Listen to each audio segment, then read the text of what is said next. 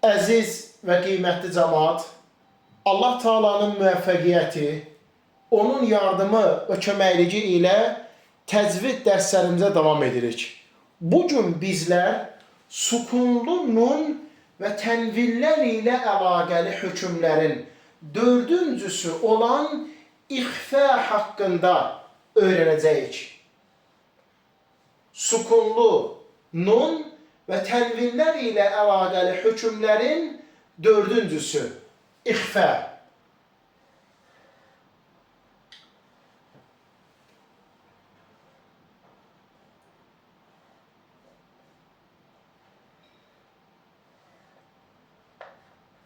Keçən dərslərimizdə biz sukunlu nun və tənvillər ilə əlaqəli dörd təcvid hökmünün olduğunu öyrəndik. Sukunlu nun və tənvillər ilə əlaqəli dörd təcvid hökmünün olduğunu öyrəndik. Bunlardan ən birinci öyrəndik izhar.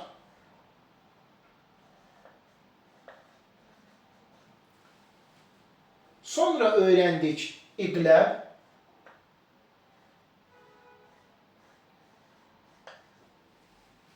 Sonra öyrəndik idğam. Eləcə də idğamın hər iki növünü, idğam ma'al gunnə, idğam bilə gunnə. Bugün isə öyrənirik ixfa haqqında. İxfa. Ərəb dilində ixfa sözünün mənası gizlətmək deməkdir. İxfa sözünün ərəb dilində mənası gizlətmək deməkdir. Təcvid elmində isə ixfa sukunlu nun və tənvillərdən sonra ən, in, un tənvillərdən sonra ixfa hərflərindən biri gələrsə sukunlu nundakı n səsi və tənvillərdəki n səsi gizlədiləcəkdir. Sukunlu nun və ya tənvillərdən sonra 15 ixfa hərfindən biri gələrsə sukunlu nundakı n səsi və tənvillərdəki n səsi gizlədiləcəkdir. Bu zaman n səsi gizlədilərək gunnə ilə 2 hərəkə miqdarında uzadılaraq oxunur. Gunnə ilə 2 hərəkə miqdarında uzadılaraq oxunur. Gunnə səsi burun boşluğundan çıxarmağa deyilir. Bizlər öyrəndik ki, izhar hərfləri 6 dənədir. Bunlar hə, xa, ə, hə, ayn, qayn. Bunlar adlanır izhar hərfləri. Tənvin və ya sukun nunundan sonra izhar hərflərindən biri gələn zaman tənvindəki n səsi, sukunlu nundakı n səsi açıq-aşkar oxunurdu. İqləb hərfi isə bir dənə b hərfi idi. B hərfi iqləb hərfi idi.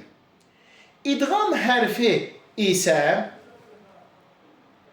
yərməlun deyilən 6 hərfi idi. Yə, ra, ləm, mim, vav və nun.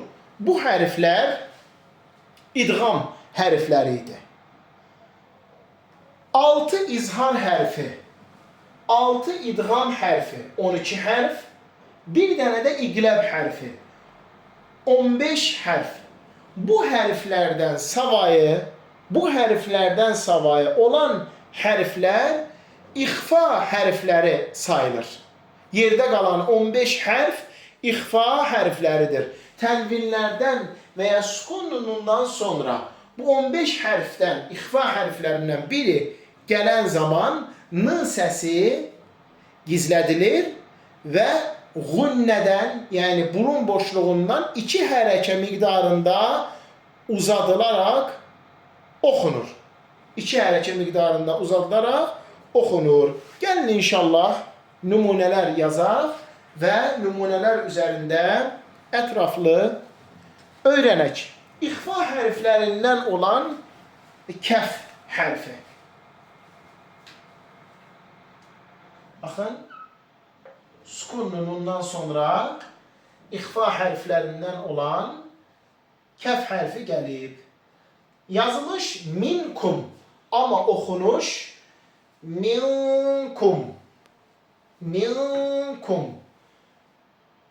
Sukunlu nundakı n səsi gizlədilərək burun boşluğunda 2 hərəkə miqdarı uzadılaraq oxunur. Səbəb sukunlu nundan sonra ixfa hərfi olan kəf hərfi gəldiyi üçün minkum bu şəkildə. Yaxud ixfa hərflərindən olan qaf hərfinə nümunə yazaq. Məsələn, mən qalə. Mən qalə. Bu tərkibin oxunuş qaydası mən qalə. Mən qalə.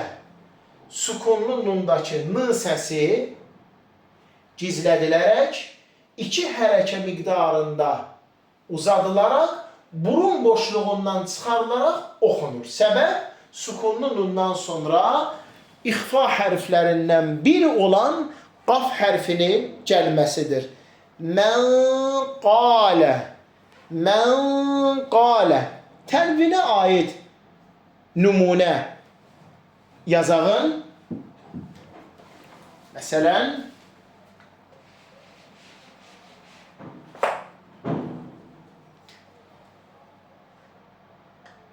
əcrun, əcrun,